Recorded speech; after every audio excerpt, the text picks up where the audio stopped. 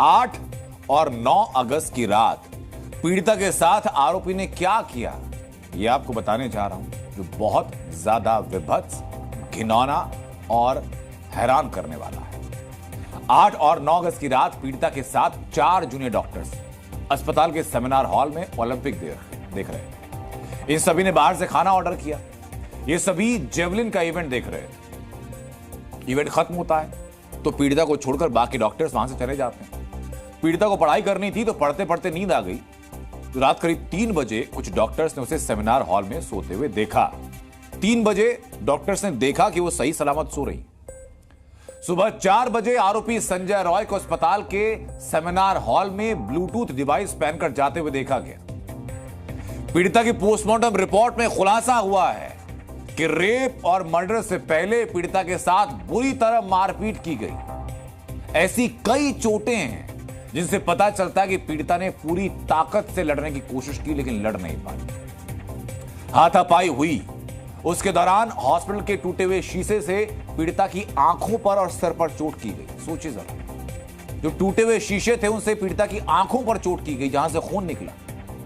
माना जा रहा है कि आरोपी ने पीड़िता का सिर शीशों पर मारा, पटका उसको। पीड़िता के चेहरे पर कहीं खरोंच थी, जिससे माना गया कि आरोपी ने पीड़िता का मुंह बंद करने के लिए मुंह को दीवार से रगड़ दिया था।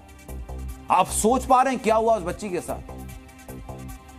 इतना कुछ होने के बाद भी पीड़िता ने आरोपी से लड़ना बंद नहीं किया। उसने हिम्मत नहीं हारी, वो लड़ती रही।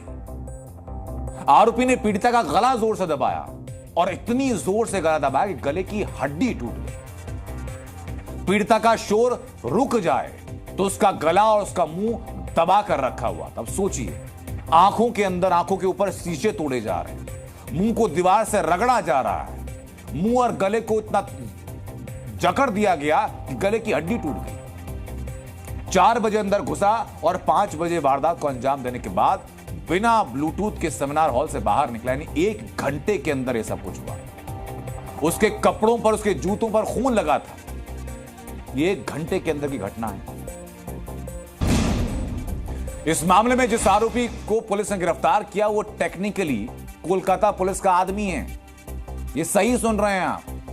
जिस संजय रॉय को गिरफ्तार किया है पुलिस ने, वो कोलकाता पुलिस का ही सिविक वॉलंटियर है। और उससे जुड़े हुए कुछ और खुलासे मैं करने जा रहा हूं आपको। अब आपको समझ आएगा कि एक पुलिस के ऊपर जो आरोप है कि संजय रॉय को बचा रहे हैं या किसी और को बचाया जा रहा है, जो शुरुआत में कहा गया कि आत्महत्या कर ली गई या परिवार को कहा गया कि मामला दबा दो, वो क्यों किया जा रहा है, अब जरा वो समझिए आप। आरोपी संजय रॉय कोलकाता पुलिस के वरिष्ठ अधिकारियों का चहेता है, करीबी है उनका। 2019 में संजय रॉय ने कोलकाता पुलिस के सिविक वॉलंटियर के तौर पर काम शुरू किया। यानी पिछले 5 साल से कलकत्ता पुलिस के साथ वो काम कर रहा है। आरजीकर मेडिकल कॉलेज की पुलिस चौकी में वो काम करता था। पुलिस का करीबी था, मुंह लगा था, चहेता था और इसलिए अस्पताल के सारे विभागों में जाता था। पुलिस कलेक्शन था तो हर कोई से डरता था, सबको धमक दिखाता था। अस्पताल में मरीज भर्ती करवाने के नाम पर पैसे लोगों से ऐंठता था। अस्पताल में बेड नहीं मिलता था तो दूसरे नर्सिंग होम में बेड अरेंज करवाता था और उसके लिए भी पैसे वसूलता था। और कहने को ये वॉलंटियर था। शक्ति प्रदर्शन करता था और शक्ति प्रदर्शन के लिए कलकत्ता पुलिस लिखी हुई टी-शर्ट पहनता था। संजय रॉय को आम लोगों के सामने खुद को पुलिस वाला बताने में मजा आता था। बताता वो यही था। संजय रॉय की पहुंच कोलकाता पुलिस की 4थी बटालियन के बैरक तक थी और वारदात के बाद वहीं गया था। संजय को हिंसक पॉर्न देखने की लत थी। मारपीट करने का आदी था। 4 शादियां कर चुका था। हिंसक था, इसलिए सभी पत्नियों ने छोड़ दिया था। आप सोचिए कि मानसिक तौर पर कितना विकृत और कितना भयानक इंसान है। सुबह 4 से सुबह 5 बजे के बीच सेमिनार हॉल में जो हुआ उसकी सिर्फ एक झलक मैंने बताई है, जहां उस ट्रेनी डॉक्टर की आंखों में कांच फोड़ा गया, सर तोड़ा गया, उसके गले की हड्डी तोड़ दी गई, उस ट्रेनी डॉक्टर के मुंह को दीवार पर घसीट दिया गया। इस केस में पुलिस के सिविक वॉलंटियर की संलिप्तता ने कई तरह के सवाल खड़े किए हैं। पहला सवाल कि क्या संजय रॉय अकेला आरोपी था या कुछ अन्य लोगों को बचाने के लिए केवल संजय रॉय को बलि का बकरा बनाया जा रहा है, अकेले आगे किया जा रहा है।